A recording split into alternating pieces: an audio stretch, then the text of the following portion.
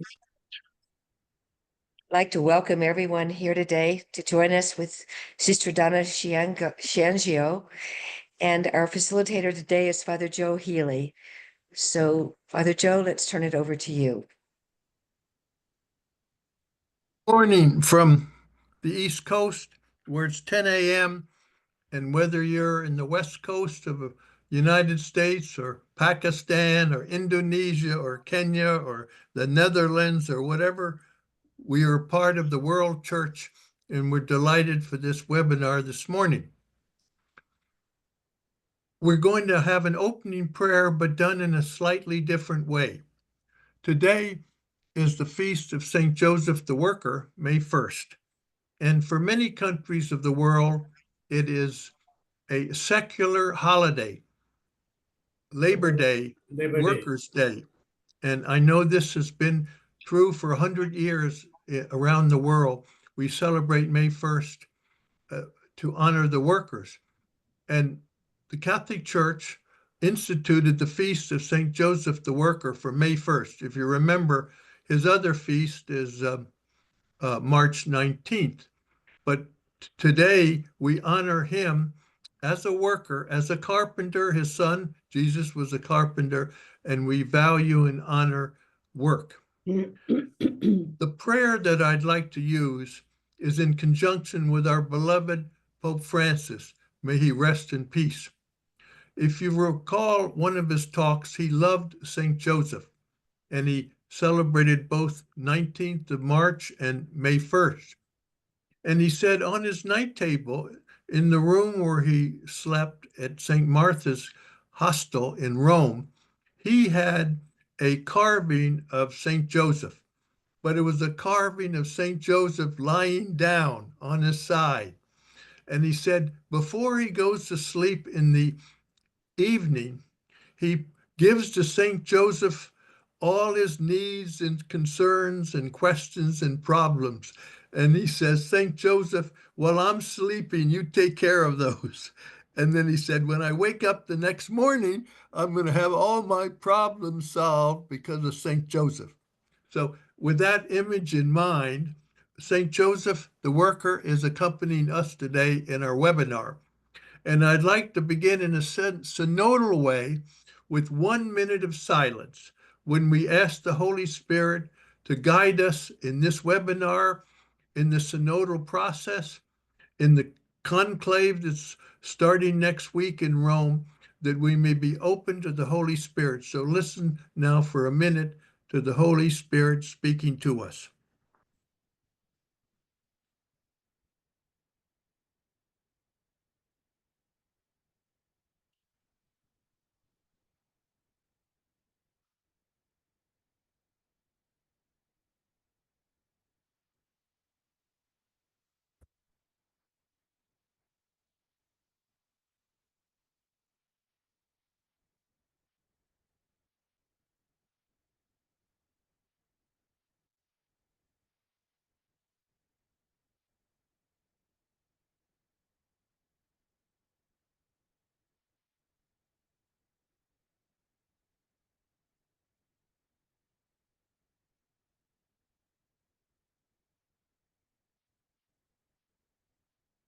So welcome. And I'd like to welcome in a special way Sister Donna Ciangio, a Dominican sister of Paulwell, New Jersey. She is an old friend of CCRI, having spoken on our webinars before on synodality. Presently, she is the Chancellor in Newark Archdiocese, and she wears many hats. I've had the privilege of knowing Donna for many years. We go way, way back to Renew International in Plainfield, New Jersey, to the 80s and 90s when we were promoting small Christian communities. So in her role as Chancellor, she is involved with many activities for Newark Archdiocese, including helping to coordinate synodality and the ongoing process of the synodal process. And we hope that most of us were able to read the pastoral letter from Cardinal Tobin there is a link in the invitation to this webinar. It's called "We Are His Witnesses: A Pastoral Letter to the Clergy, Religious, and Lay Faithful of the Archdiocese of Newark." And the full title of Sister Donna's talk is "Establishing and Supporting Pastoral Councils for Both Dioceses and Parishes, a Case Study of Newark Archdiocese."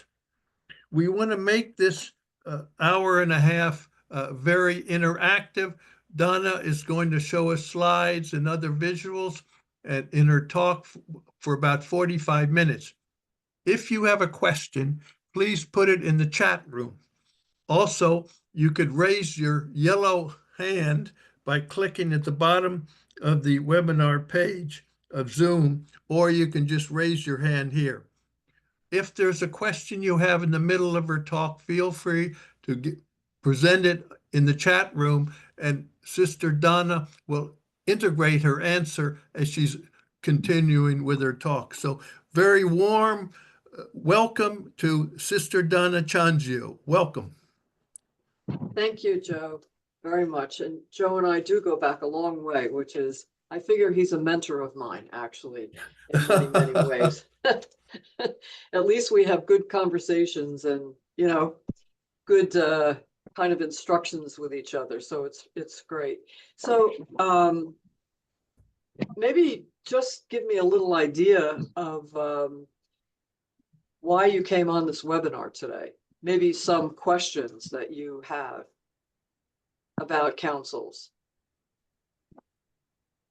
Anybody, just. Well, I came on, Sister Donna, because we don't have very much here. And so we have a lot of activity, but we don't focus it on the synod or bringing the church forward. It's more fundraisers and activities and things like that, but are kind of superficial, not very deep. Okay. Ashik? Ashik was second. Welcome, Ashik. Yeah, thank you very much. Yeah, I want to know why the parish priest or the parishes are reluctant to have a pastoral council in their parishes, because we are emphasizing to our parish priests since long, but they are not serious for having a parish council in their parish, because they think that whenever they will have a parish council, they will intervene in the dictation of a parish priest, what he's deciding, and he will be accountable towards them or whatever, I don't know. But he's very reluctant to make this. Okay. Thank you. Anybody else for a question before Donna starts her presentation? Welcome. I think Jeff has a question. Mm-hmm. Welcome. Jeff? Okay, can you hear me? Yes? Yeah, I'm from Australia, so it's just after midnight here. So, Oh my goodness. Welcome. okay. No, I'm a priest. I'm retired now, as you can probably imagine, but around our diocese and even around much of Australia, I think it's what I see in Rome too. There's this division between those who think a synodal way of acting is the way forward, as Francis was promoting, but there are many others, and this is around the world, but in Australia as well, I think, who still believe that, you advise the priest and he makes a decision, sort of thing. And so I'm really interested, Donna, to hear what you have to say. I think it's really important. That's all. Thank you. Sure. Okay, any last question or comment before Donna begins? Thank you for those 3 suggestions already. Okay, so I guess it's over to you, Donna. Wait, Welcome. I think Alex has a question here. Alex, okay. Alexina. You're on mute, babe. I hesitate. Wait, you just shut yourself off again. Thank you. Can you hear me now? Lovely. I hesitate with my question because why have I come on this webinar? I haven't really been active in a parish for maybe 40 years. And I'm always thinking of how, what can I do in relation to my parish? Because I have gone the reform route, starting with wanting equality for women, wanting to support women's ordination. And so all my activity has been devoted to the agitation, the activity to try and build a reform movement. But the question still remains, is there a prospect of interaction, or are we going to have to be an alternative church, really separated out? That's a great question. So that one I don't have the answer to right away, but maybe as we go along, you know, we could talk about that, because I would hope, and I think that this was probably part of Francis's thinking, was that you don't want a schism in the church. So, you know, that it doesn't help. So I think one of the things that I found, and as I start the presentation here, which disappeared off my computer, hold on, is that, and I have to say, what I've learned, hold on, where are you? Okay, hold on a second. Things are sometimes temperamental, so. Okay. Let me get my share back. Oh boy. As you know, things work when you try them out. Let me just get my Zoom share back. Aha, there we go. Okay. So I mean, one of the things, can you see that screen now, everybody? Yes. Okay. Fine. One of the things that I figured, I mean, I've learned over the time is that I have to say a lot of this is hand-holding in terms of trying to get across synodality as well as the work of pastoral councils. So what I'll be giving you today is what we're trying to do in Newark, right? So as Joe said, I did coordinate the synod here in the Archdiocese, and we were very excited about it. I mean, Cardinal Tobin aside, because he, of course, is very much into synodality and listening, but we just saw this as a great opportunity for us to be able to get people together and understand that it's not threatening to listen to people. And I have to say, in our diocese, we really have almost like a 40+ history of councils in our diocese and listening to people in the parishes. Now, that things change as our type of priest change, if I could say it that way.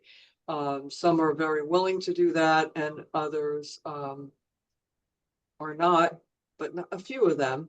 But mostly, I think it has to do with skills with priests. That's my experience here in Newark. So when we look at things, you know, first of all, Joe and I were talking about this the other day. When we have good practices in place, it's not 100% across the diocese, but as you remember from the Synod Instrumentum Laboris, they're saying that pastoral councils and small Christian communities need to be that kind of basis for listening to people. And it's really the model of consultation that we're trying to work on here in the Archdiocese. So the goal of Newark really is for us to really be a synodal church on multiple levels, share vision and mission. And that's the critical piece. I think that's what Joe was referring to in the Cardinal's pastoral letter on We Are as Witnesses. Like, how do we really do this with our parishes and so forth? So in our diocese, I guess as in most dioceses, we have we have the lots of consultative bodies. All right. So in the parishes, you might have the ministries as consultative bodies. You might have you have the parish councils, you definitely have the finance council, and different ways that people actually listen to folks in the parishes. So this is our goal. I'd say this is what we're trying to achieve on multiple levels in the diocese. So I just threw in here because Joe was asking about the diocesan council. We have an archdiocesan pastoral council. So again, in canon law, there should be a pastoral council on the diocesan level. So it's still an advisory group. All right. All of these councils are advisory. Now, that's the way it's set up in the church structure. But it depends again on your leadership as to how they're utilizing advice and what that actually means. We're trying very hard to follow a synodal process of discernment in all kinds of ways. So with our council, we have lay people, we have one priest, we have a couple of deacons, and some religious. So with this council, I'd say we have about 25 on that council. They're chosen. I ask the pastors, you know, do you have somebody that you think would be really good? Also, the Cardinal trusts me to actually choose some people. So in working with all the councils in the Archdiocese, when I see somebody I think is really great, I propose that person to the Cardinal as well. So again, this is just the canon law part that tells you the different canons that have to do with the Archdiocesan Pastoral Council. So I put it in there anyway, so that you see. Now, number 2 here under Canon 513, when the see is vacant, the Pastoral Council ceases. So it would be similar to a pastor. If the Parish Pastoral Council ceases, this is a little muddy, okay? Technically, a Parish Pastoral Council ceases when a new pastor comes in. However, in what we do in terms of installations for pastors, the Pastoral Council is presented and says, you know, we're here to work with you. So that's what I mean. It's a little bit muddy.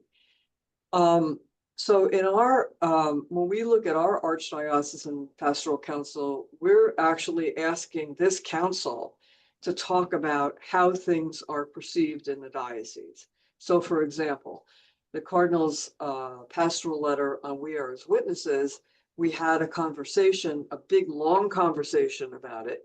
We had Excuse me, Donna, I'm Yeah. sorry to interrupt, but your visuals are not moving. We still have only your first slide. So why we is have that not true? seen your other slides, please. All right, let me do a stop share. Thanks for telling me, Joe. I don't know why that's happening.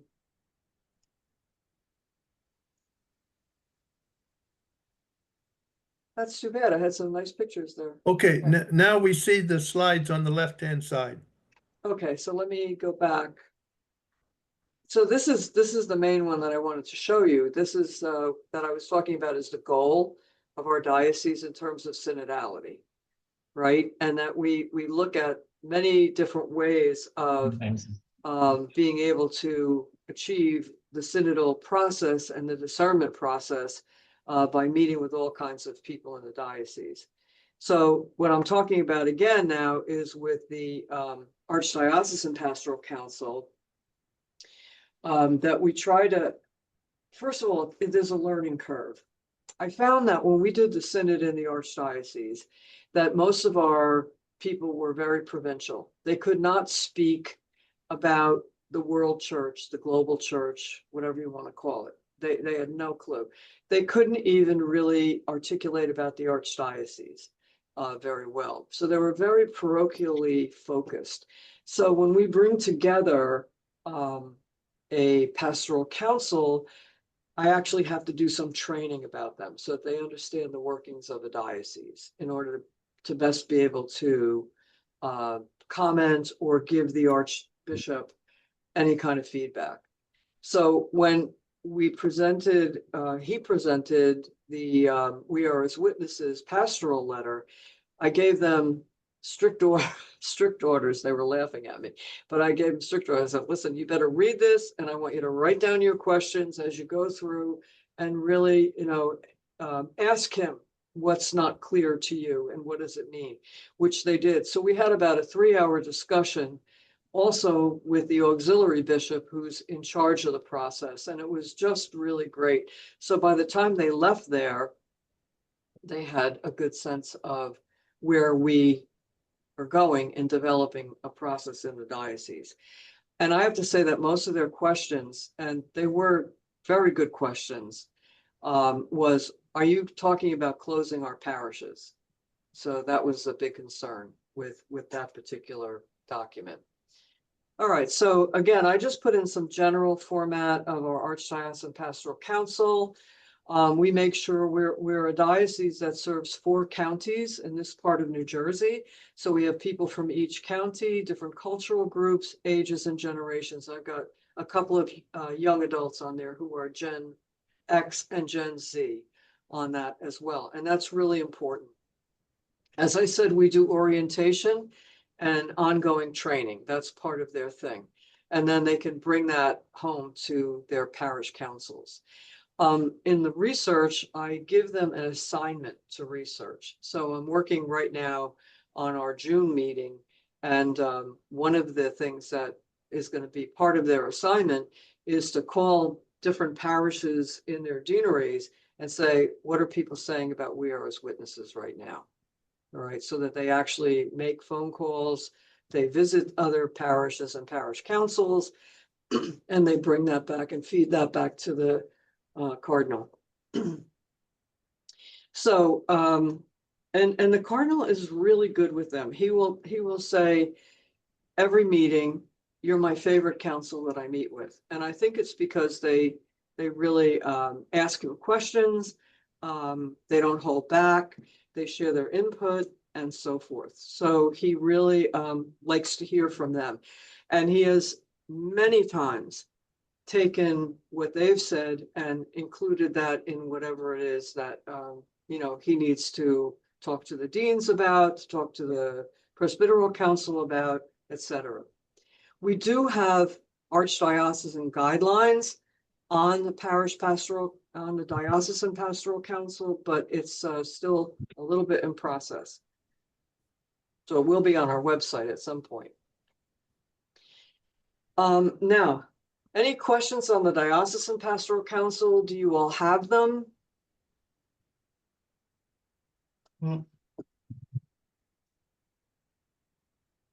Anybody?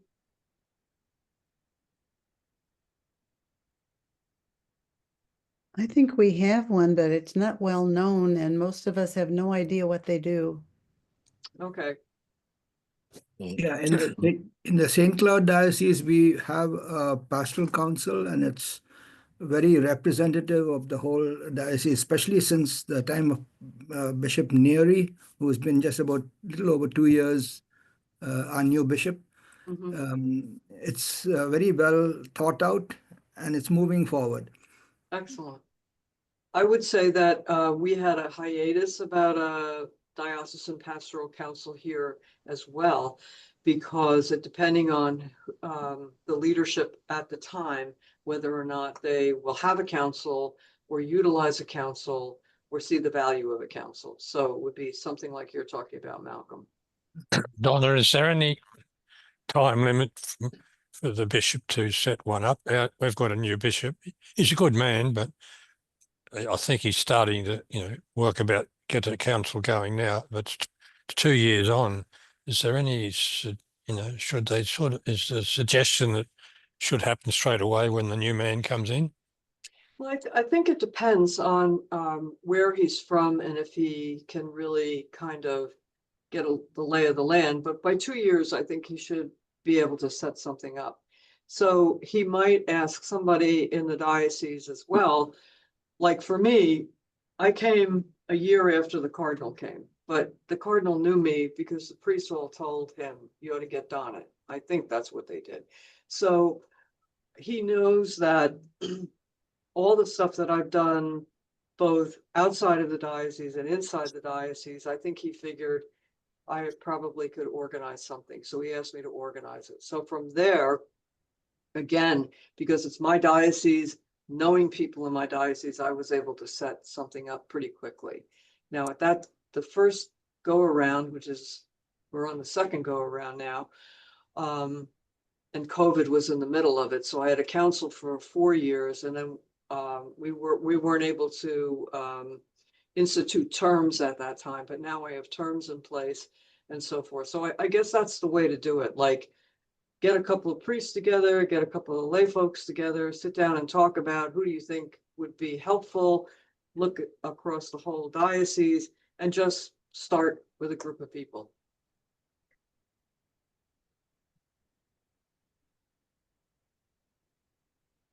Jeff, I think you're muted.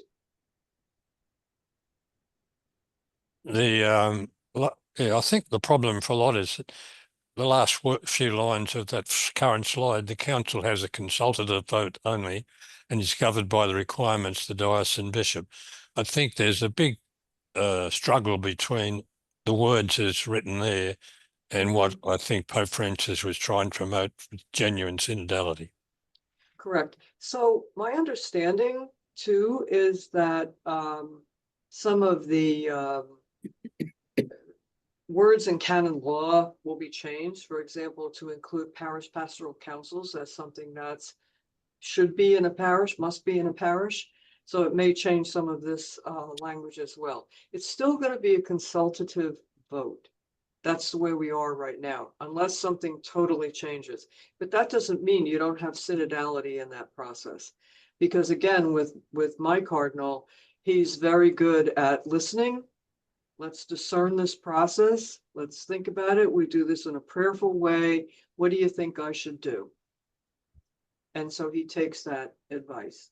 So it's right now, we're not set up to be a council that's a Congress, right? So that's the way I look at it. But again, in the consultation can be extremely valuable.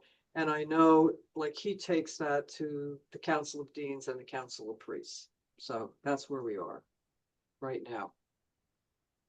But again, it depends on how your bishop, just as it would, you know, Asik had the question about the pastors. It's the same way with the pastors. How do they feel in listening to people? So I think we've learned a great lesson through the synodal process, and hopefully that carries through. So here in our diocese, Jeff, for parish pastoral councils, the cardinal has mandated them.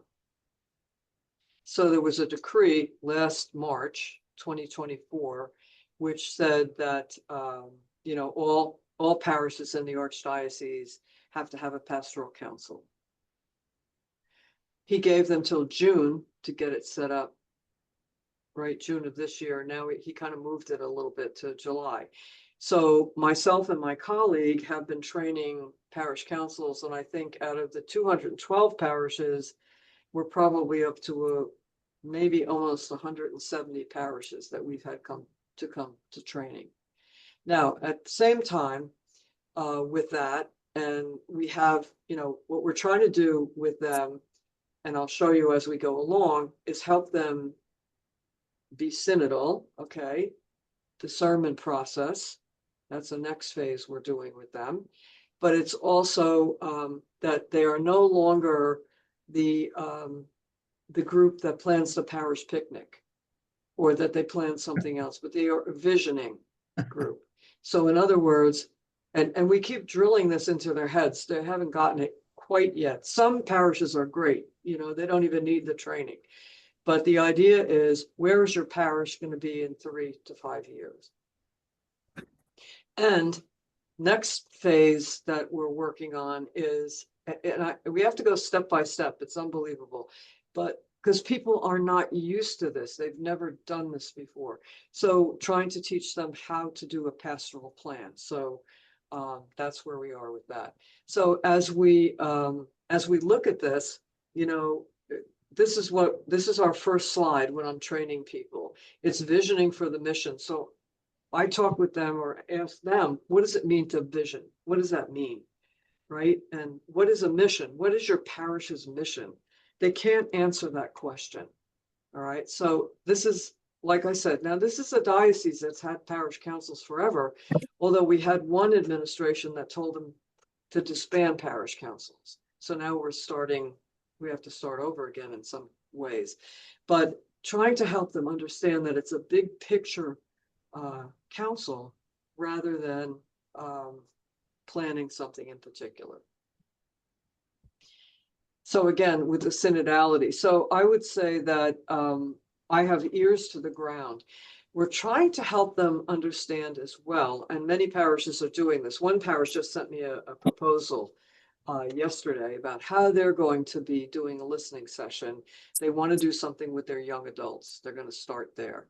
So the listening session, I gave them some questions to be able to utilize with them and to find out what it is. Have the pastor will be there, and it will help everybody kind of understand what the young people in a parish are thinking about. So ears to the ground is critical. A great Jesuit planner, Joe, you probably know his name, George Wilson, who just recently passed away, always said this. He said, this is the 3 critical words to know. Inclusion equals ownership equals commitment. So when you include people, they have a sense of ownership, and then they become committed. And in my experience in the parish, that's what we did with people. We created relationships. They were included in things.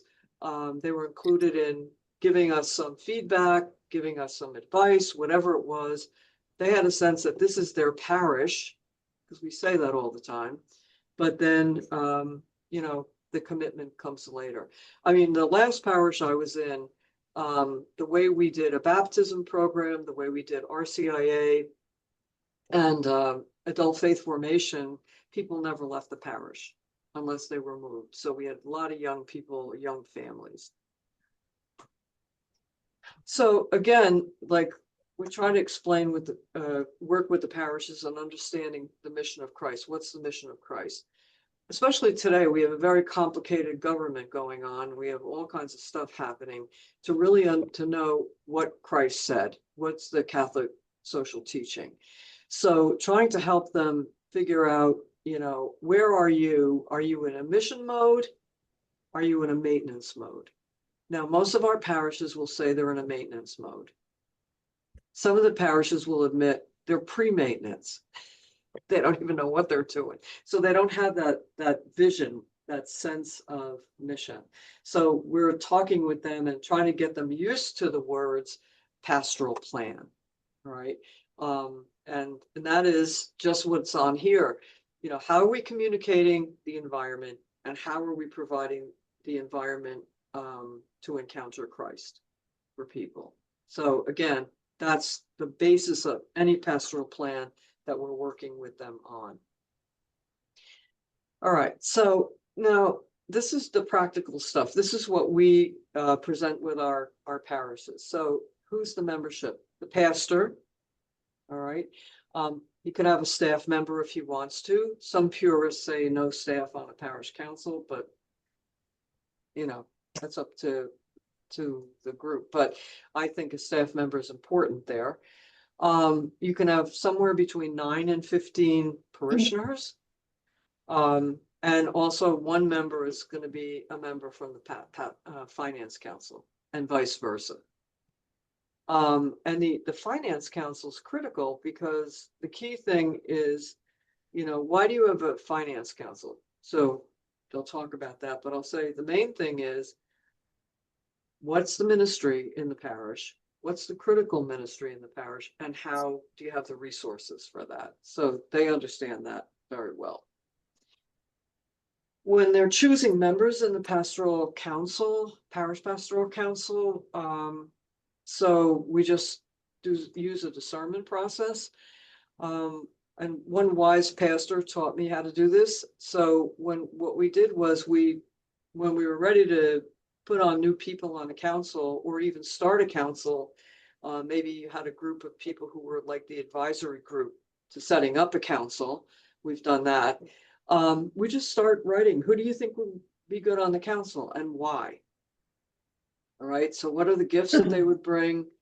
Who's forward thinking besides, you know, an organizing person, etc.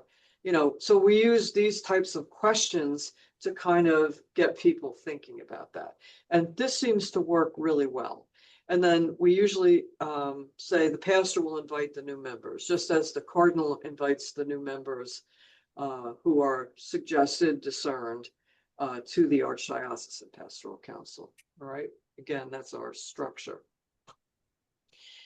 Now, when terms are up, so if we go back to this one, 9 to 15 parishioners, the reason is, oh, this is what we use, you have 3-year terms, right? So if you're just starting a council, you've got to stagger the terms. So some people might, I always say to all our councils, if you're just starting, you're on here for, everybody's on here for 2 years. And then after that, you can start, you know, transitioning off and bringing new people on. Because in our diocese as well, with the administration that stopped the parish councils, some councils still retained, you know, their council, but people have been on this for 35 years. And so that's not what you want. You want people to, you know, transition on and off. You can also renew a term, maybe for another year or so, but that's up to, you know, the council. But we just don't want people on there forever. We always say to them, it's not a life sentence. If you're on the if you're voted onto the council, it's not a life sentence. So then again, when the terms are up, you go through the same kind of a discernment process and say, you know, who should we have? Have you been a talent scout looking for people? That's what I do with the Archdiocesan Pastoral Council. And then you might get a new list of people. The other way you can do it too is nominations. This works pretty well. But in the old ways of doing pastoral councils, people used to elect, right? And they used to vote. That went out about 25 years ago. And so the process has been discernment. So, but you could ask in church, who do you think should be on the pastoral council? You might have a form for them. They could do it online. But the thing is, you want to say, you have to give me a reason why you're nominating a person. And that seems to work very well too, because we want to make sure that we cover, especially in our diocese, age, ethnic, language, etc. So that's a helpful way to do it. Now, the terms of membership, the pastor is always on that. Finance council person is always on that. They can rotate finance council reps if they want to. Staff person, the 3-year periods of time. And then the meeting leaders, we have a chairperson, not the pastor. All right, so that's one thing that, and our parishes do very well. They choose a chairperson or co-chairpersons. We suggest that you make it for a year, right? For a couple of reasons. One reason would be, you know, that maybe the person could commit for a year. Maybe the person's busy, gets a new job, so you have that open. And the other reason is maybe the chairperson is not that good, so you'd like to change the chairperson. So we just say 1 year and then renewable. Secretary the same way. You've got to have a good secretary. One of the things that we've learned too in the diocese, like to me, this is a no-brainer that you have a secretary. But in a lot of our parishes, they don't have a secretary to the council, so there's no minutes. So we've gone to some councils and say, okay, well, what did you do for your last meeting? Oh, I don't know. What did we do? Right? So, like I said, it's a no-brainer. We try to, if parishes ask me for, you know, how do we take notes? I give them something to help them, etc. And sometimes we always tease, we say, you might need a timekeeper right? Somebody who just reminds everybody where we are in the meeting. We used to have the timekeeper bring the snacks. So that would be every month, there might be a different timekeeper. Down the bottom here, I have facilitator for support. So my colleague and I'm about to train, I hope, a Spanish speaking team. We actually go to some parish councils and work with them for a couple of months or whatever they need. I have some that I go to fairly regularly, and they just feel a little more secure when they're starting off. One parish council who is phenomenal now, I think I worked with them for maybe 2 years before they even started a council, but they did a whole process of learning what it meant to be disciples. They used a particular program, and then we worked through it, and it was that group that then suggested the names for the Parish Pastoral Council. When they first started out, had to really go with them and say, like, what do you think your mission is? What should be your priority? What are some of the things you're dealing with? This was all pre-synod. And so we did a lot of that kind of stuff till they actually came up with what their priorities would be and then moved on. They're great. Another parish that I worked with, and I was a little nervous about this at first, but they wanted to create a 3 to 5 year plan. So sometimes you learn by the seat of your pants, right?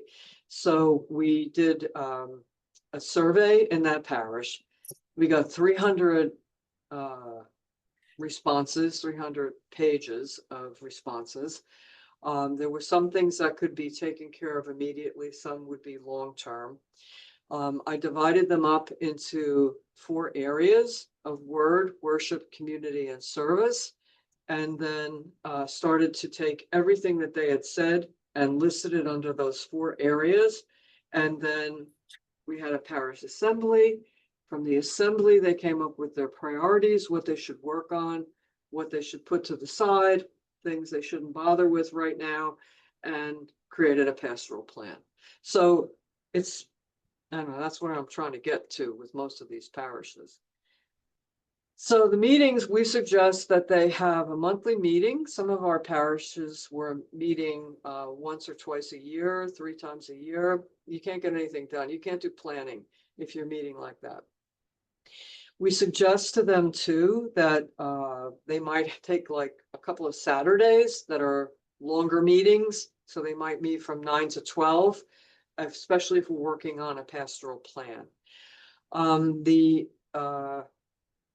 What was I going to say? Oh, we also did, we have a couple of parishes that we actually did a retreat for. So one, we did a retreat on discipleship, and we brought in the synodal process, and then the other one on leadership.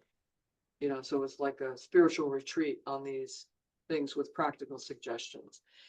All of our decisions, we should have an agenda. All the decisions are made by consensus, which they're kind of learning. And then we really stress communications, because as Margaret Mary said, she doesn't know anything about our Archdiocesan Pastoral Council.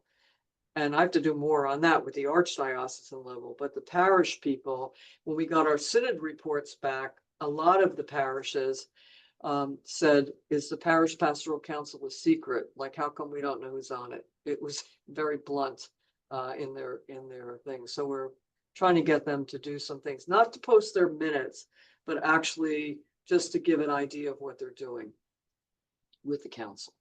So those are some of the practical things that we have. And then the finance council rep, again, they need to be there, because if they hear about priorities in mission for the parishes, they have to know where to put money, so that they're not just dealing with buildings, boilers, basements, etc. So you really want to put money into mission. And then this is where we're working right now. We want to help them understand what discernment is and what a discernment process is. So, just a few steps here, what's the inquiry? What are you thinking about? What is a need in your parish. And then you have to do some information gathering. So here we have the ability to do synodal discussions, get different groups in your parish together, find out what about people who have left the parish, what about people who are in your neighborhood who might not be coming, talk to different people. That's a hard step for people. And then to really talk about it and do like a synodal listening process on what you're picking up in your information gathering. And then making a decision about where do we go with this? What is going to be our priorities? How are we going to move to mission rather than maintenance? And then confirmation or peace is when you know, okay, we're on the right track. But I also say to them, try something for 6 months, 3 months, whatever it is, and then do some evaluation on it. But our parishes, they don't understand, or I don't want to say they don't understand, but not too many parishes evaluate anything about what they're doing. What's the effectiveness here? We have on our website Parish Pastoral Council guidelines, which look like the picture I have here. And it's a summer project. We need to change a few things in it, but we put everything in there, sort of the articles of understanding. We don't use bylaws, that's like a whole different process. We call it articles of understanding. How to lead a meeting effectively, what's a consultative model. Now I'm going to change that to what's a synodal model, the consensus process, how to resolve some conflicts, decision-making, and so forth. We also have prayer and sample agendas in that as well. Also on that webpage, we have like a lot of videos that we've recorded. And one pastor who was very funny, but anyway, he said that he's just starting out as a pastor, so he decided to look at all of our videos. So he downloaded everything to his iPad, and he had to go to Miami to take care of a family member. And he said he watched every video all the way down to Miami and back. I told him he was crazy, but anyway, but he said he got a lot out of it. So we have a lot of our parishes utilizing our videos, and then they'll come to training. Some of our parishes said, we want to come to the training, but we kind of like don't know anything. So we want to watch the videos, then we'll come to training. Okay, whatever you're going to do, just come to the training. All right, so then this is also another thing I say to them. We have parish synod reports from all but 40 parishes. And we ask them to look at their synod report and find out what's the key thing you need to concentrate. What did people say, all right? What does that mean for you? How are you going to talk to people about it? And in our diocese, because we had 6 major topics, we decided to focus on welcome hospitality and outreach. So that's one of the things we're trying to get them to do in terms of pastoral planning. So let me just see if I have the next one. I just want to go. Okay, so these were our 6 key synod areas, and they're very obviously like the whole world came up with.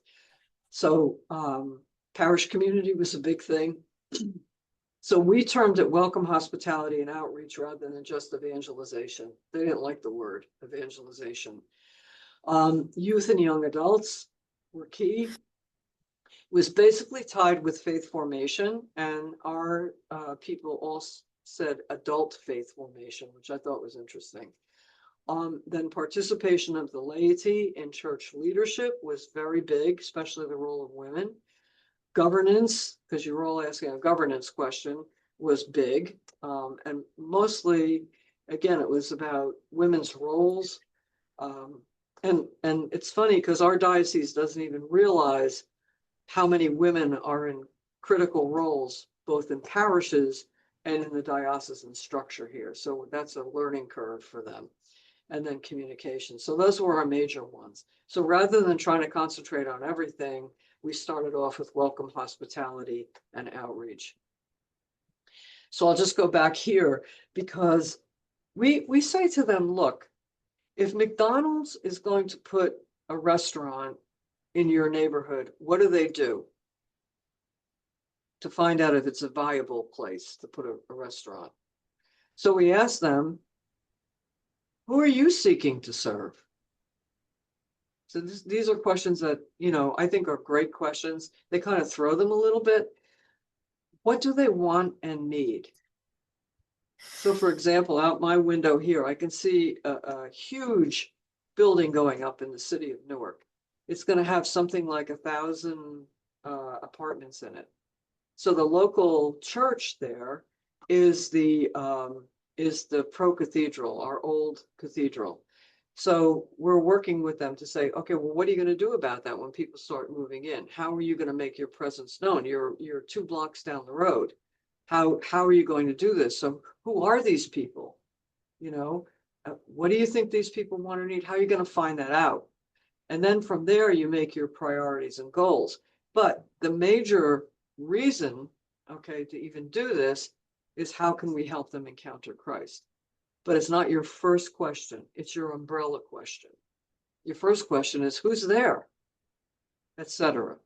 So then you can ask the other questions. But I always like the Walter Burkhart quote, take a long, loving look at the real. Long, loving look at the real of your parish. What's it? Don't say your parish is great.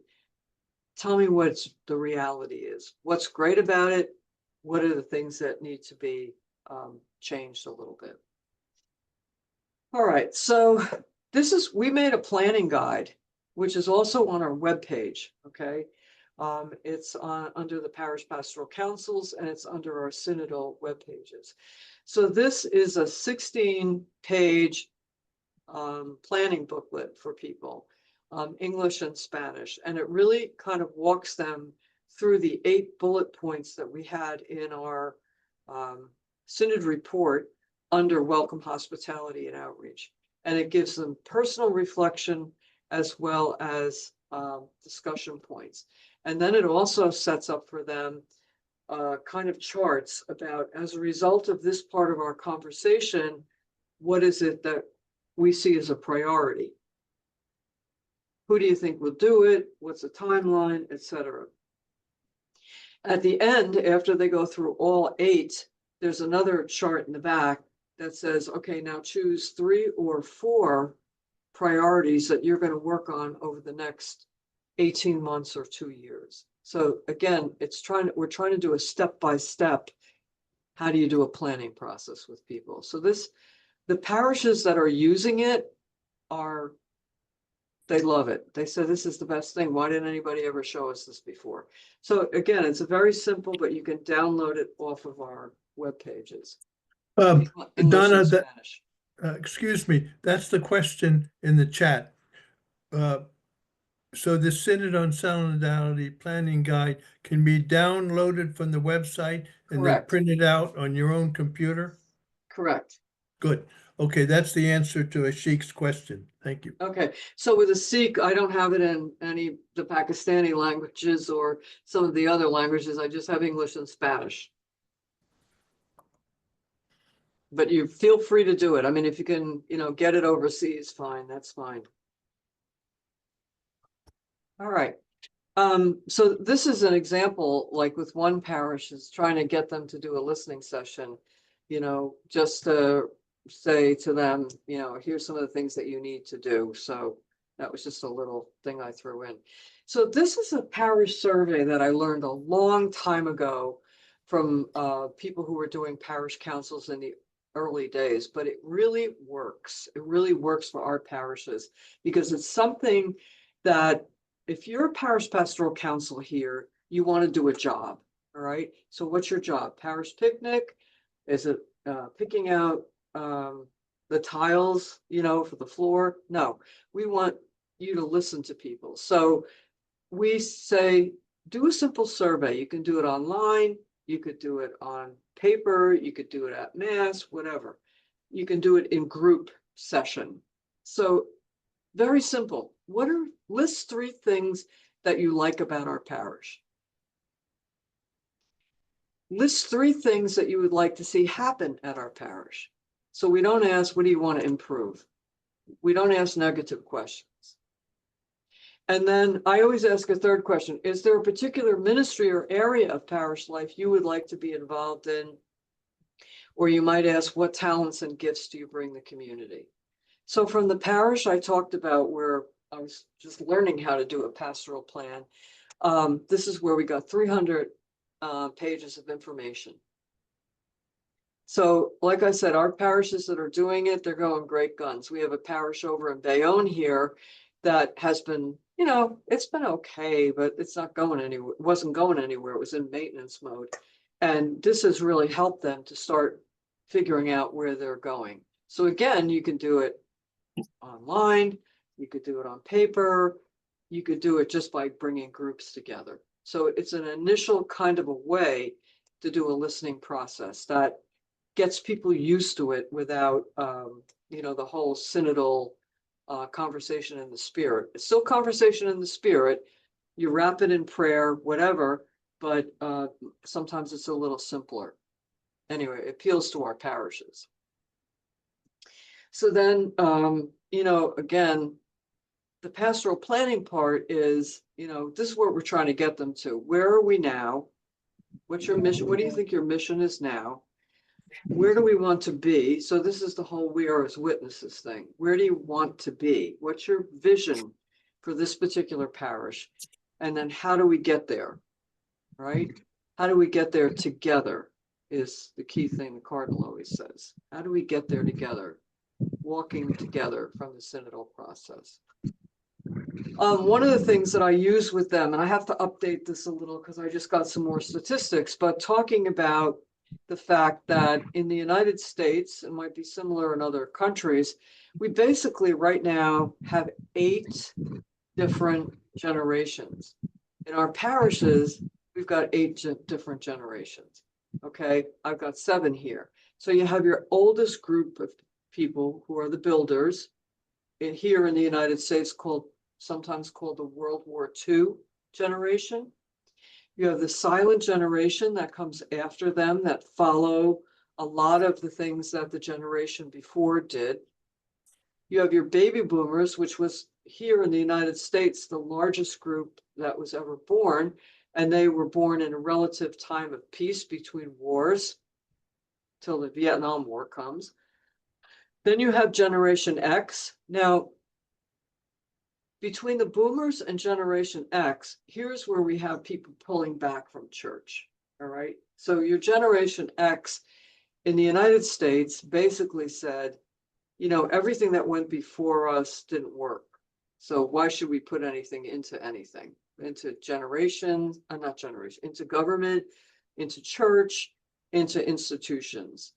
This generation also, because they did that, they were mostly very focused on family. So this is where you have a lot of times a change in the role of the fathers, where the fathers now are participating more with the kids, right? They take care of the kids and so forth. But they're also the entrepreneurial generation because they weren't, baby boomers were a generation that did everything together, right? This is the protest generation. Generation X is like, yeah, we're not doing that. So they're sitting in a garage and they're creating Apple or some of these other things that we are benefiting from now. They're also the generation in our country we call the latchkey kid. So a latchkey kid were the kids who came home because both parents were working, maybe they were in a single parent family, whatever. They came home and they had the key to the house, they let themselves in, their snack was there, and then they watched TV or did their homework or whatever. So they're kind of like, you know, apart from others. Then you have Generation Y. Generation Y and Generation Z are often called echo boomers because they're more like baby boomers than Generation X. They're also highly interested in environment and things like that.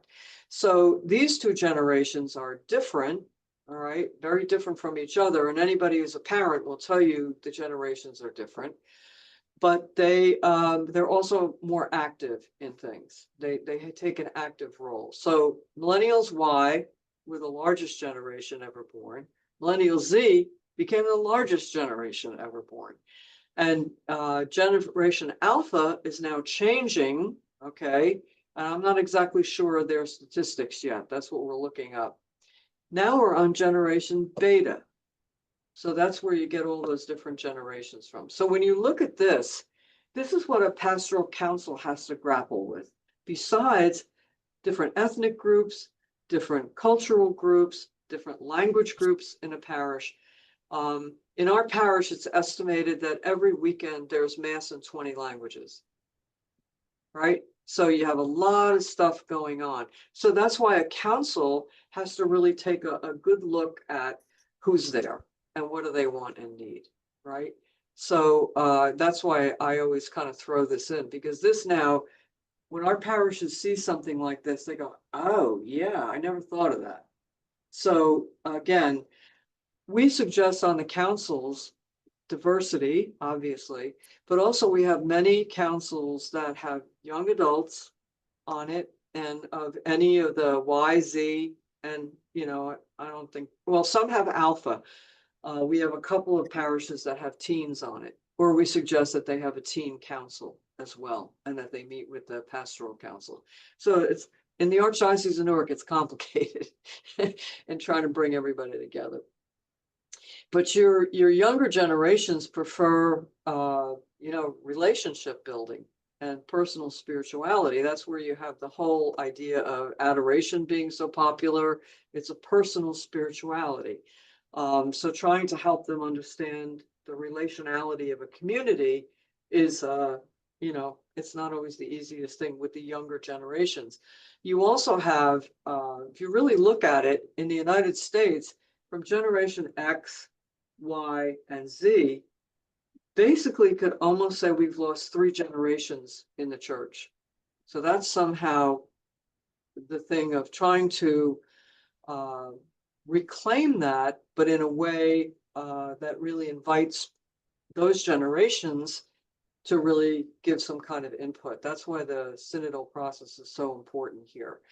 And I would say that if we could get the parishes to really get that, it would be, they could really take off with that in including people. So inclusion equals ownership equals commitment, very key. This is a statistic that the Pew Research came up with, well, I think about 2 months ago. They said, now young women are now leaving religion more than young men. So you'll see 39% of young women in Gen Z are leaving the church or just not participating anymore. They're taking their children with them. Men leave at 34%. Gen Y, women left at 34%, men at 34%. Gen X, women's only 23%, men 27%.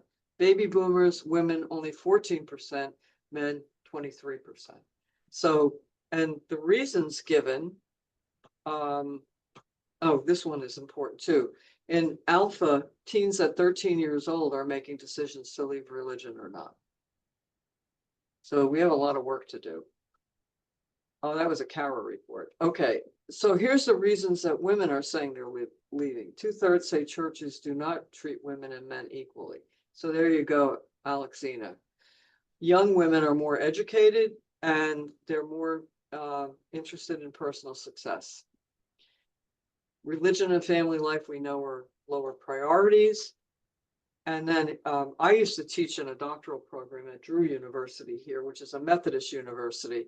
And this is true. Many conservative denominations do not allow women to serve on leadership positions and offer little formal authority. So it's, something for us to think about. I know in the Baptist church here, if you're an unmarried woman, you don't have any standing in the church. Very interesting. And now 4 in 10 young women are now unaffiliated from religion. Again, taking their children with them. So in looking at this with our parish pastoral councils, this is where we're trying to kind of light a fire under them and be able to say, how are you reaching out to people? You know, what's your plan for that? What's your pastoral plan? So the others here, I just have, this is an old book, but I love this book. It was called Growing an Engaged Church. And it talks about engagement. And I really learned this lesson over the years. If you're engaged in something, whether it be your church, whether it be a club, whatever, you have to have a sense that you're valued by people in your community and you can make a contribution. So again, it's kind of like one of those background things that when you're trying to engage people, you keep those things in mind. Okay, again, the target audiences, I don't know why I have that in there twice. And then the listening sessions, we try to get our parish councils to talk to everybody. And in our diocese right now, you know, many parishes for the synod had a lot of sessions. One I think had 25 sessions, others had 1. So it's like uneven across the diocese. And again, when I'm talking to some of the parish councils, I had a group on Saturday, and I asked them how many people participated in the synod process, and 2 out of about 40 raised their hands. So, you know, so we have a lot of work to do in that area. Again, these are just a few other things I have, like, you know, to make sure that if you're doing something, if you're a parish staff, if you're a diocesan staff, if you're a parish pastoral council, you want to ask, how are we building engagement? How are we welcoming people, you know, including and respecting them? And then what have we learned? So we try to keep those things in mind. And these are just a few best practices from the different parishes that they've like sent in. So just a few things. So we're still trying to gather that and put it up on our web pages. We have a million resources here from the Archdiocese of Newark. Again, everything on the Parish Pastoral Council guidelines, Parish Pastoral Council web pages. And that's all I got for today. So in terms of some of those other questions, you know, with the pastors, you know, that Ashik asked and so forth. A lot of it is, first of all, we have a mandate from the Cardinal. So that's, you know, means something to them. But then what I do is actually call them, or I've created relationships with pastors, and I can call and say, hey, yeah, are you going to come to a council training? Do you need any help? What is it that we can help you do so that you understand how to put your council together? So a lot is based on relationship building. As far as Alexina's question about what to do, I mean, so in a sense, I think you have to take people where they are.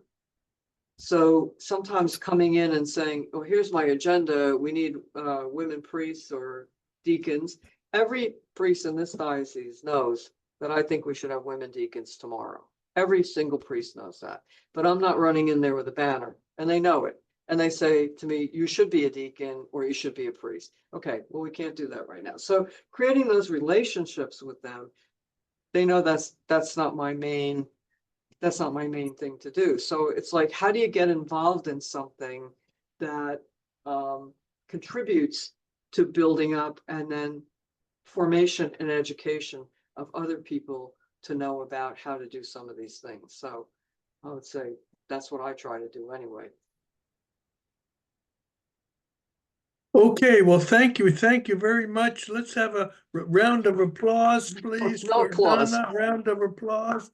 Okay. So we're going to have questions now and interaction as you suggested, Donna. Is that okay? Yeah. Good. Okay. Our first question from the chat is from Cecilia and Dinda. What do you think the church should do to reduce the large number of young people leaving the church? That's the fixed $64,000 question. What do you think? Well, again, I think it's what I've asked what we're trying to get the parish councils to do, like,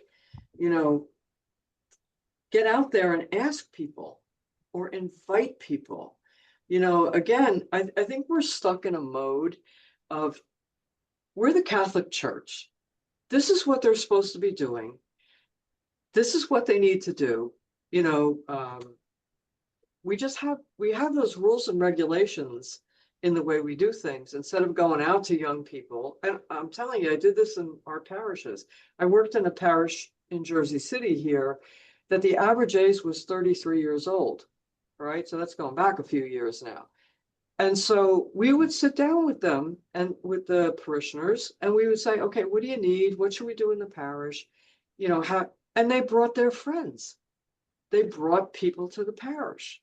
So to have those kinds of things, I think we have to step out of any kind of preconceived notion that we have that, we're the truth. They don't have the truth.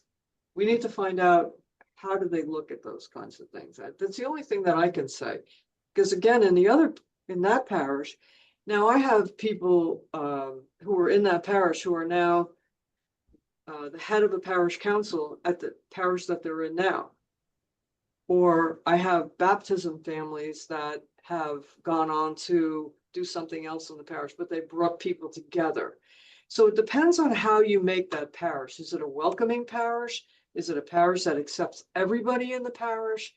Is it a parish that doesn't make a big deal, about different types of people? It's just like, hey, great, come on in, hey, can you help me with this? So I have a friend, Sister Sandy, we worked together for years. And she'll just pull people right out and say, look, we need your help. Come on and help. And then people get, they say, oh, somebody asked me to do something. The biggest thing that I hear from people all the time is, nobody ever asks me. That's the biggest thing. So I think we have to kind of like step out of where we are and figure out. And people are looking for spirituality. What do we have to really offer them spiritually? We rely everything on the Mass. And I can tell you that most of these young people come and don't even get why they're there. What is the Mass about? Right? So it might not be the same in all places, but it tends to be similar here. So we've really got to do almost like come from behind to do things anymore, instead of coming from the front, saying you need to go to Mass. Doesn't make sense to them. Okay, so we're getting a lot of questions and comments, Donna, and that's good. Interactivity is wonderful. I just recall in one of the CARA reports, and they've been very good, from Georgetown University, they were mentioned in Donna's talk. One of the researchers said, if I had the answer to why young people are leaving the Catholic Church, I'd be a millionaire, he said. I'd be a millionaire. Okay, we're going to start with Mary Wahome. Just a comment from Kenya. She says, in my country, you hear young people saying they only fear two things, marriage and hot porridge. That's what you have for breakfast, hot porridge. Hence, the family life is being of a lower value, and yet it is from the family that we're taught manners of religion. So that's, I think, a key insight all over the world. Okay, so I'd like to get other people involved. Michael, could you give your question? Michael Centauri, please. Sure. Thank you, Sister Donna. It was a great presentation. I just had a quick question about, you mentioned both the RCAN's Parish Pastoral Guidelines Manual, and you also mentioned a Synodal Planning Guide. And I was just curious if you could talk a little bit more about the history of those two documents and how they're both used by parish pastoral councils. If it's like the Synodal Guide is used to help create a synodal structure within the parish council, or how those two documents work together. So the guideline, that is the planning booklet. Yes. Is that what you're talking about? Yeah, and then it's, I don't have one in my hand, but if you open it up, you'll see that it's it really is a very simple design to do pastoral planning. How are we going to reach out and welcome people? All right, so again, we took our bullet points that were the main bullet points from our synod document. We have two synod documents up there as well.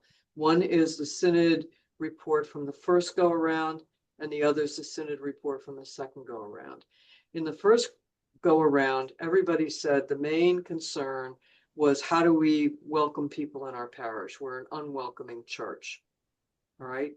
So what we did was sat down and, again, pulling on prior experience, sitting down and writing, okay, let's take some questions about each of these so people can think it through and then come up with a plan. So that's what that is. It's a simple planning guide. I tried not to make it complicated. I passed it out to people to see what they thought about it before we printed it. And they felt it was a good way of going along.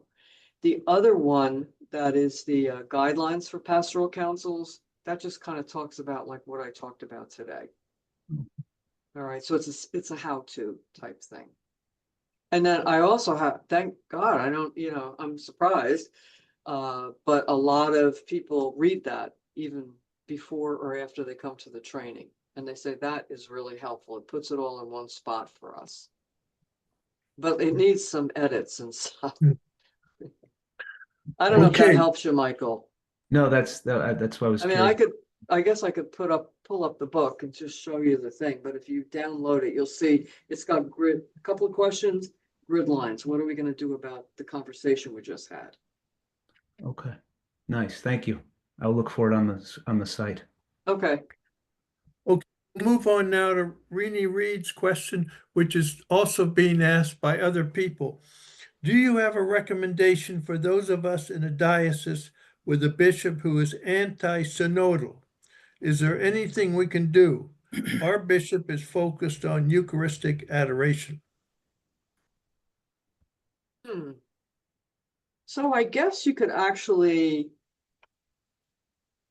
have people who are coming for Eucharistic adoration, or he is, to talk about that. I mean, that might be part of a synodal process in terms of, like, what are we hoping to achieve? What are we doing with this? I mean, I think, and I'm not against adoration, but I think focusing all your kind of way of going, it's drawing people. It's keeping people in a personal spirituality and not a community type of a spirituality. And I think that's got to be really looked at. So you can bring people together for that, but that doesn't mean that they're actually engaged in really what it means to be a Catholic Christian today as part of a community. So I don't know. I mean, the only thing you could do is talk to them. Say, how about if we have some listening sessions about adoration? What are people getting out of it? So we have a sense of that. Yeah, I don't know. I hope that, well, first of all, we're waiting for the synodal steps to go through to come at the end of May from the Vatican Synod Committee. And then a lot's going to depend also on who is elected as the next pope and what their priorities are. So we're in that kind of space here. So yeah, and maybe just to add that space, we're really praying that the Holy Spirit helps the cardinals choose a new pope that will continue the synodal process. And we're always hoping that June is when we get the reports from the 10 small working groups. So these are key next 2 months for us in the synodal process. Moving on, could I ask Ashik to give his question in a few words, please, Ashik? The one you wrote in the chat. Yeah, thank you very much, Father. Yeah, I'm just concerning that how we will convince our bishop or parish priest, because we are insisting since years to them regarding parish council, but they are very reluctant because they are thinking that it's a power sharing within church, and they have to be accountable, or they will be answerable towards the members. So once we have a practice of parish council years back, when I asked to my what we can say Master General of Dominicans, and he insisted to my parish priest to have a parish council, because we were shorting in our parish about parish council.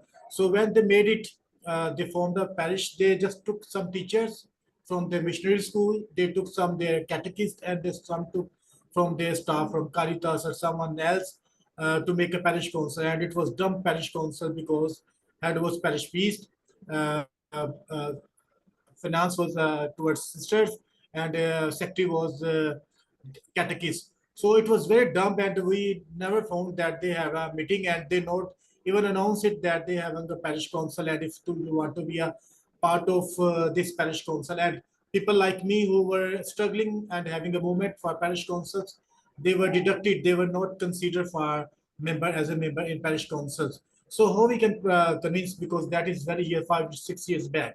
So they don't have had a meeting any minutes for that sake. So now we have a new parish priest, and now we have a new bishop as well in our diocese. So let me know that how we can convince our bishop and parish priest towards the benefits of a parish councils, and because he is a royal type priesthood in Pakistan, all the kingism like. So how we will convince our priest or bishop for parish council? Yeah, so I mean, again, you say, gee, you're new. You might want to hear, from people. Like our bishops will immediately do like a town hall meeting here, and they'll listen to people. So when Cardinal Tobin came, we have 27 deaneries. He had a town hall listening session in each of the deaneries. All right. So I think it's incumbent upon a bishop to really take the time to listen to what people are saying. I really feel that a lot of them, because either they don't have the formation, and they don't feel they have the skills. I would never approach it saying that this is power sharing. I know you're not saying that, but so that they don't think that. It is a governance structure, okay? Although it's an advisory governance structure. And so that's what it states in canon law. This is an advisory group. This is a group that can really help you hear the needs of people. So how you approach that, again, is the critical thing. The way we're set up, you can't make a bishop do anything, right? He's the guy. It's like the pastor, he's the guy. So it's a matter of like talking or saying, listen, I'll help you do that. I mean, I've gotten in parishes, or even with a lot of people that I've helped with, I say, okay, what do you think you need, and how can I help you do that? It's just creating those relationships that are key. So it does say I'm hoping that they actually follow through and put in canon law, because canon law says if a diocesan bishop deems it so, you could have a parish pastoral council. Now they need to say that every parish, as they do with finance councils, should have a parish pastoral council. It does say that every diocese has to have a pastoral council, the diocesan level one. So they've got to look at that in canon law.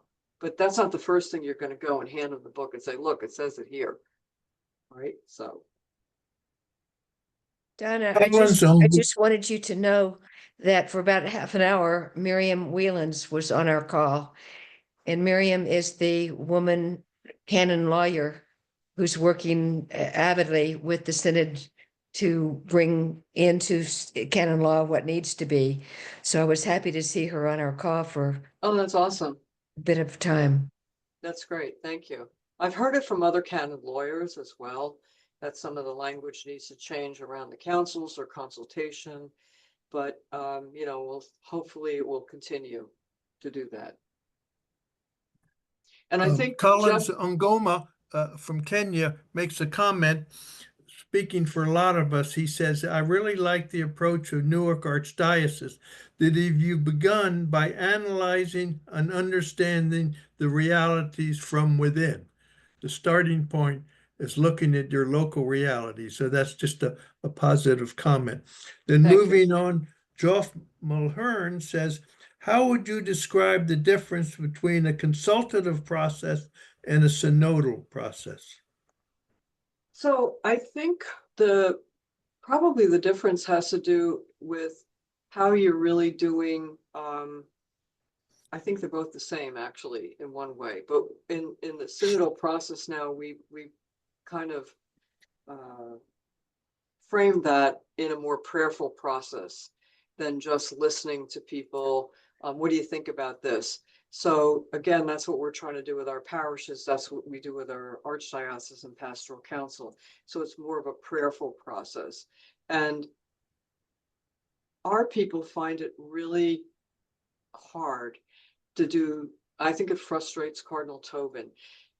When they did the synod in Rome, they everybody spoke, once around, and then they listened again and they did a round. That doesn't happen here in New Jersey. Okay, we're the New York metropolitan area. Everybody talks over everybody else, right?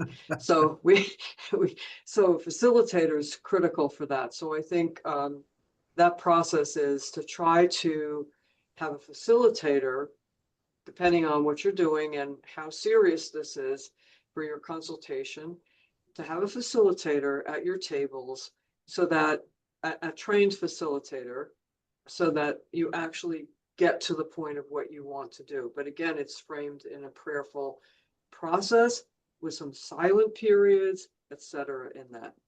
One of the things Cardinal Tobin said when he first came here, he's from the Midwest of this country, so Midwesterners would understand this. People are a little bit more reserved and polite. Cardinal Tobin says, one thing I learned about New Jersey is you don't eat pizza with a knife and a fork. And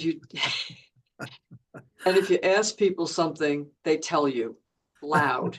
So that's kind of the way it is here. So trying to get people to do a more synodal consultative process is a learning curve here. So I don't know if that helps, Jeff, but that's the way we look at it. Yvonne has the most interesting question so far.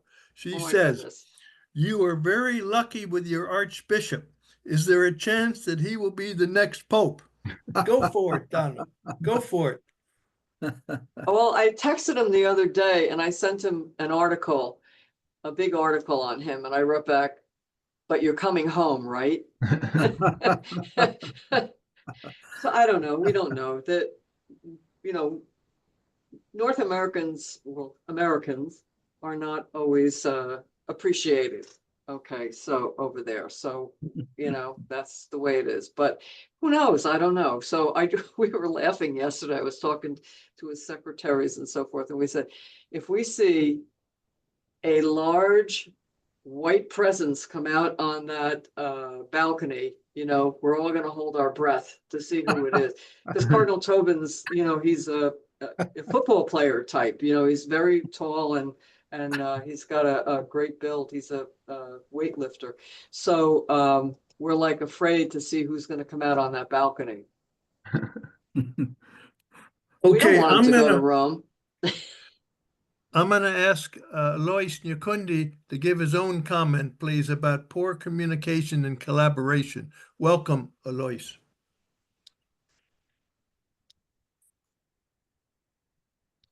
So, thank you so much for the wonderful presentation. For me, I was talking about poor communication and collaboration, whereby you find that we have ineffective communication between the pastors, the council, and the parish community, which can lead to mistrust and disengagement. Also, you find that the council may also struggle to coordinate with other parish groups. For example, we are talking about finance councils and ministry, resulting into fragmented efforts. So I'm looking at it whereby, there's no that good communication in the parish, whereby you find the pastor is feeling so superior and he doesn't think more about consulting those in the parish pastoral council. He's doing things in his own way. And so my comments is coming from that perspective, because I believe that communication is paramount.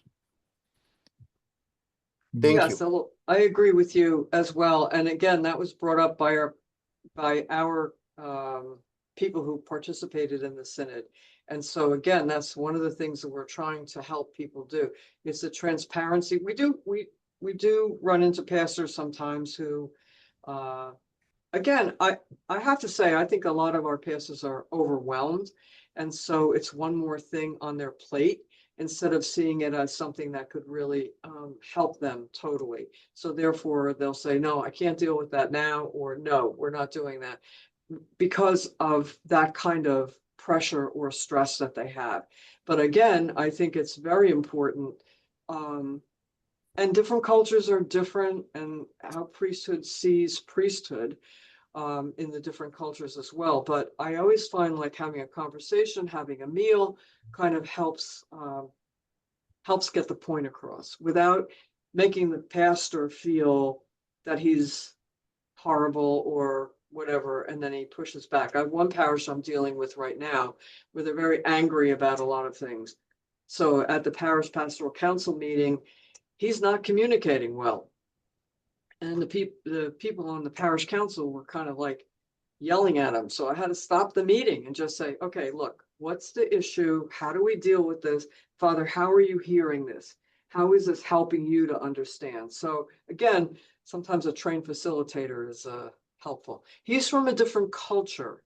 All right. He's not from that particular city. He's from a different country, and different countries do things differently. And so, especially if they come here and we have certain expectations, they haven't had that experience. Sometimes there's a clash. So I think the best way you could do, the conversations and a meal would be really helpful. Okay, Margaret Mary has the next question, please. Yeah, Sister Donna, I wanted to ask you about diocesan council, not the parish council. And I used to live in Newark too, on South Orange. I forget the name of the parish, but I know there's a lot of inequity, poverty, crime, and we don't have deaneries anymore. We have vicariates, and some of them are very wealthy, and some of them are poor. In fact, until recently, we had the distinction of being the murder capital of gun violence and murder in the United States. And I'm wondering, in Newark, I think you have some of the same problems. Do you bring up at the diocesan level the social problems? Like, for instance, maybe a wealthy deanery could help a poor one, or there's being some terrible police violence or government negative intervention, that the stronger, healthier parishes could help the poorer ones. We have not really begun that, but I know in some of the vicariates, people are realizing the inequities and are saying, what can we do? Don't you think we should do something? And I'm wondering how you handle that. We have a 50-year history here of parishes helping parishes, which is really great. I wouldn't say actually, I don't even want to say it out loud. Newark is very quiet as far as crime goes. We're dealing with those things that are going on in New York and other places. So we don't bring that up as much. Right now, I think parishes are more focused on how do they reach out to people. But our wealthier parishes do support a lot of our other parishes here. So there's always some parishes actually give monetary contributions every month. There's all kinds of food drives. There's all kinds of meeting with parishes together. And we could do more of that. COVID kind of stopped a lot of stuff, but the parishes are still trying to work together. So I'd say in not every deanery, but a lot of deaneries have both wealthier parishes and some poorer parishes and so forth, but they do try to work together. Okay, we want to get everyone involved. Daniel Bartolo, could you ask your question, please? Daniel, thank you. If you could unmute Hello. Daniel. Hello, can you hear me? Hello? Yes. Fine, Yeah, we can hear you. Just a simple question regarding the numbers of priests, which is diminishing by every second. We don't have, I don't think we have a plan B. If the priests are not in the parishes, they are not there, simply not there, what will happen to the parishes? Well, are you asking me Yeah, anybody can answer, no? or a rhetorical question?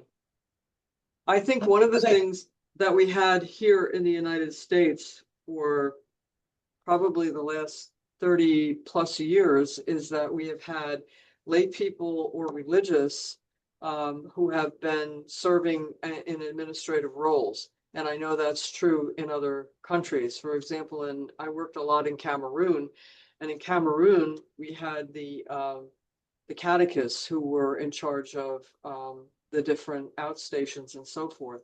And they were trained people and so forth. And then the priests would be able to, come and celebrate the sacraments. In Africa, it's different because there's a lot of outstations and so forth. But in the United States, we have the same thing, particularly in the central part of the country. Here in our diocese, we have a couple of combined parishes already. We had one parish where sisters in my community were running the parish for about 37 years. Was a combined parish. And I mean, there's ways to do these things, which is, I think, one of the things that the Synod was concerned about is how are we really training lay people to be able to take on those kinds of administrative roles, so that's what's going to happen if we don't have more vocations. And I think the vocation thing too is critical, because how we train our seminarians, how we train the young priests who are newly ordained, how we train permanent deacons, how we train lay people who are not in orders to be able to do these things. This is, it's somebody 30 years ago said to me, lay people and religious have to step up to the plate here. Well, we're just now at the point where we have to step up to the plate. And so rather than just combining a parish and saying, okay, one pastor, which happens a lot in this country, one pastor has 7 parishes, that's ridiculous. So you need to be able to have people who could be a pastoral administrator, as well as, we have parishes that have financial administrators, but to really be take care of the pastoral needs of the parish. So instead of sticking some priest in a parish or like an auxiliary parish, if you will, which we have here, okay, but a lay person could easily, or a sister or a brother could easily be the pastoral person. And then I can't say mass, priest comes in for mass. So, and I don't mean just, it should be a priest who's connected to the parish as well, but that doesn't mean he has to take care of the everyday pastoral needs of a parish. Also, I would add, in his first document, which many says is his most important, The Joy of the Gospel, Pope Francis says we have to be bold and creative and think outside the box, not do it the old way. And just as an example, the retired Archbishop of Omaha, Nebraska, said one solution is tomorrow that we ordained all the permanent deacons in the United States. Tomorrow. He said that's one solution where we would have many more priests. So a lot of the suggestions are involving the lay people, but we have to be bold and creative. And I want to be synodal now because it's now 11:40. We said we wanted to go for an hour and a half. So we're 10 minutes over our time limit, but what does our group feel like? Are we ready to wrap up or to continue? I'd like to get a synodal consensus, please. What would you like to do? I have to go, so shortly. Okay, I have a meeting. that's the consensus. Okay, Donna has to go, but before she goes, Ashik wants to get a photograph of everyone. How are we going to do that, Ashik? Could you explain? You want to get a photograph of everyone. Yeah, we will just look at in the camera, and I think that Mary Margaret will take a photo for us. Yeah, I'll Just get, need to put some light on my face. Yeah.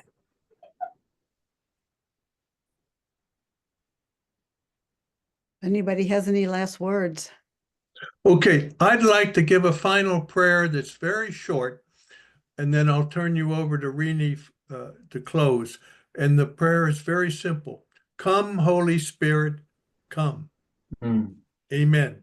Amen. Amen. Rini, on to you.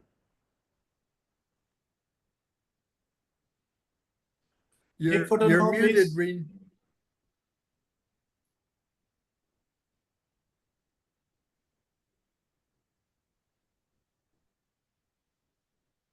Let's close out loud and together with all of us praying out loud. Creator God, Thank Lord, you. we thank you for the strength that with one another. We know that where two or three are We gathered. Know that where 2 or 3 are gathered, you are in our midst. You are in our midst. Thank Thank you you for for being being with with us. us and for the courage, We walk with boldly, and with passion, and the humility to listen with open hearts. We ask you to continue to walk with us as we discover what the future you are calling us to. Amen. It was like a nursery class here. thanks to everyone for joining us today. As very soon, we will have out an AI summary as well as a recording of today's event so that you can share this with members from your own local parish and continue to spread this word again and again. That's how we're going to make it happen. So thanks to all. Now, we'll take some action.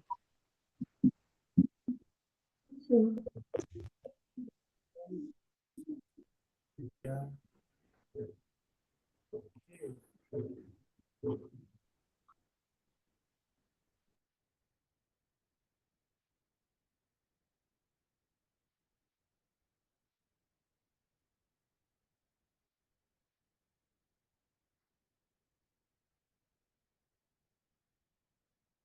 Bob, good to have you here today. Thanks for joining us.